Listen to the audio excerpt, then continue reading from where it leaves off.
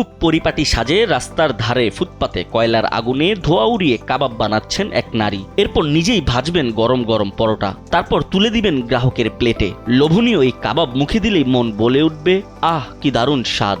যেমন সাজ তেমনি দোকানের নাম, বিবিজির কাবাব। পথে চলতে চলতে হঠাৎ তাকে দেখেই থমকে যান পথচারীরা। বলছি বাঁধন হোসেনের কথা। গুলশানের ফুটপাতে কাবাব বানালেও একসময় তার ছিল নিজের রেস্টুরেন্ট। 10 বছরের তিল তিল করে গড়ে তোলা ব্যবসায় প্রায় 2 কোটি টাকা লোকসান হয়। সবকিছু হারিয়ে পরিবারের কথা ভেবে ও মানুষের কথা উপেক্ষা করে নেমে পড়েন ফুটপাতেই। তবে তার শুরুটা এত সহজ ছিল না। প্রথমে খাবার রান্না করে একজনকে বিক্রির দায়িত্ব দিলেও প্রতারণার শিকার হন এই নারী উদ্যোক্তা।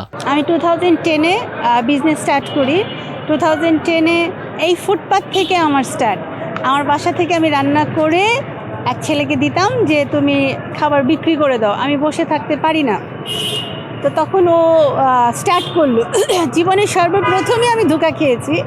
ও 7 ডেজ আমার রান্না করা খাবার এখানে বিক্রি করলো, করে পুরো টাকা নিয়েই সে চলে গেল। করোনা শুধু একটি ভাইরাস ছিল না, এটি কেড়ে নিয়েছিল অসংখ্য মানুষের স্বপ্ন, ব্যবসা আর পরিচয়। স্যান্ডেলিনা সো, রূপচর্চায় আভিজাত্য। সেই তালিকায় পড়েছিল তার নামও। করোনা মহামারীর ধাক্কায় মুহূর্তেই বদলে যায় তার জীবনের হিসেব। অনেক বাধা অতিক্রম করেছি, করে এসে যখন আমি একটা সাকসেস বিজনেস ওমেন হয়ে, এন্টারপ্রেনিউর হয়ে এই কাজটা স্টার্ট করলাম, করোনা এসে আমাকে একদম ধ্বংস করে দিল। আমার ওই ক্যাপিটালটা ছিল আমার অনেক কষ্টের। ওটা যখন শেষ হয়ে গেল আমি অসম্ভব ভেঙে পড়ছিলাম, চিন্তা করেছিলাম সুসাইড করব। তারপর চিন্তা করলাম আমি যদি সুসাইড করি আমার পরিবার কি হবে, তাহলে তো ওরাও ভেঙে পড়বে। সেখান থেকে বের হওয়ার জন্য আবার চেষ্টা করছি যে না, আমি আবার নতুন করে স্টার্ট করি। 2 কোটি টাকা তো উঠাতে পারবো না এত সহজে, কিন্তু চেষ্টা তো করে যেতে পারবো। এই নারী উদ্যোক্তার বিশ্বাস কোনো কাজই ছোট নয়, তাই মানুষের কথায় কান না দিয়ে আবারও নতুন করে শুরু করেছেন। এখন ফুটপাতে থাকলেও কাল হয়তো আবার নিজের প্রতিষ্ঠানে ফিরবেন, এমনই বিশ্বাস রয়েছে তার। বাড়ি বিক্রি করে স্বামীকে বিদেশ পাঠিয়েছিলেন, সেখানেও খান হোঁচট। আবারও দেশে ফিরে আসেন স্বামী। হাজবেন্ডকে বাড়ি বিক্রি করে কানাডায় পাঠালাম। তখন যখন আমার সেটাও লস হলো, আমি একদম ভেঙে মাটিতে পড়ে গিয়েছি। আমি সেখান থেকে দাঁড়ানোর জন্য অনেক চেষ্টা করেছি। মানুষ এভাবে ভাঙে আমি জানতাম না। আমার সত্যি কথা এখন ওটা মনে হলে আমার চোখে পানি চলে আসে, অটোমেটিকলি চলে আসে যে ওটা তো আমার টাকা। সিরিয়াসলি আমার কান্না আসে।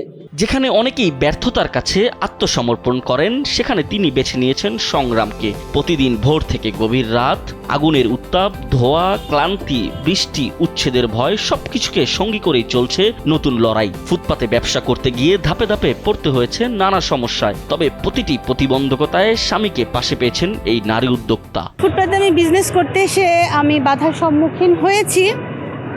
এটার পিছনে আমার ব্যাকবোন হিসেবে কাজ করেছে আমার হাজবেন্ড, অন্য কেউ না।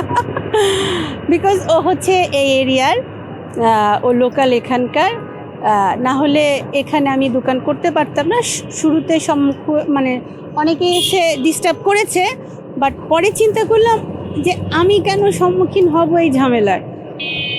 তারপর আমার হাজবেন্ড এসে বসে থাকতো। তো আমার হাজবেন্ড যেহেতু এই এলাকার, তো এর জন্য আমাকে আর কেউ ডিস্টার্ব করতে পারে না, আর কেউ ডিস্টার্ব করতে আসেও নাই। করোনার ধাক্কায় বাংলাদেশের হাজার হাজার ক্ষুদ্র ও মাঝারি উদ্যোক্তা ব্যবসা হারিয়েছেন। অনেকে আর ঘুরে দাঁড়াতে পারেননি, কিন্তু গুলশানের এই নারী উদ্যোক্তা বিশ্বাস করেন ব্যবসা হারানো মানেই জীবন হারানো নয়। তার কাছে ফুটপাত লজ্জার নয়, বরং নতুন করে নিজের ভাগ্য লেখার একটি ঠিকানা। একসময় যার ব্যবসার হিসেব হতো কোটি টাকায়, আজ তিনি ফুটপাতে দাঁড়িয়ে নিজের হাতে কাবাব আর পরোটা বিক্রি করছেন। তবে তার চোখে হতাশা নেই, আছে ফিরে আসার অদম্য বিশ্বাস। হয়তো এই ফুটপাত থেকেই শুরু হবে আরেকটি সফলতার গল্প। করোনায় ভেঙে পড়েছি, করোনা শুধু না, আমি কয়েকবারই ভেঙে পড়েছি। জানি না, এটা আল্লাহ পাক ভালো জানেন। আমি কয়েকবারই ভেঙে পড়েছি, আবার উঠে দাঁড়িয়েছি। আর হচ্ছে আমি আশা করি আমি ইনশাল্লাহ পারবো। আমি কখনোই নিরাশ হই না, আমি পজিটিভ মাইন্ডের মানুষ।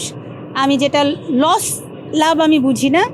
আমার আশা আছে আমি ওরকম রেস্টুরেন্ট আবার করব। করোনা তার ব্যবসা কেড়ে নিয়েছে, কিন্তু কেড়ে নিতে পারেনি আত্মবিশ্বাস। 2 কোটি টাকা ক্ষতির পরও যিনি নিজের হাতের পরিশ্রমকে পুঁজি করে আবারও ঘুরে দাঁড়ানোর চেষ্টা করছেন, তার গল্প হয়তো নতুন করে স্বপ্ন দেখাতে শেখাবে আরও অনেককেই। আকাশ শিকদার, কালবেলা।